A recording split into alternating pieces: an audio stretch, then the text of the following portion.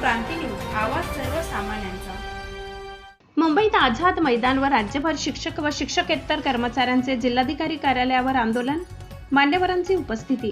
विविध प्रलंबित मागण्यांसाठी राज्यभरातील सर्व जिल्हाधिकारी कार्यालयांवर आज शिक्षक व शिक्षकेतर कर्मचाऱ्यांच्या संघटनांच्या वतीने आंदोलन करण्यात आले।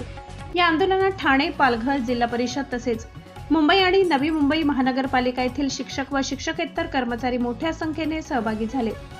आंदोलनावेळी शिक्षक आमदार श्री अभ्यंकर साहेब, म्हाडा विधानसभा आमदार श्री अभिजित दादा पाटील, माजी शिक्षक आमदार श्री कपिल पाटील तसेच मुंबई विद्यापीठाचे माजी कुलगुरू श्री भालचंद्र मुणगेकर यांनी उपस्थित राहून आंदोलनाला पाठिंबा दर्शविला। यावेळी त्यांनी शिक्षक व शिक्षकेतर कर्मचाऱ्यांच्या विविध प्रलंबित मागण्यांबाबत शासनाने सकारात्मक निर्णय घ्यावा अशी मागणी करत मार्गदर्शनपर भाषणे केली।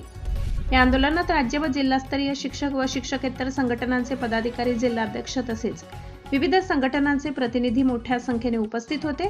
शासनाने मागण्यांची तातडीने दखल घेऊन योग्य निर्णय घ्यावा, अन्यथा पुढील काळात आंदोलन अधिक तीव्र करण्याचा इशाराही यावेळी देण्यात आलाय।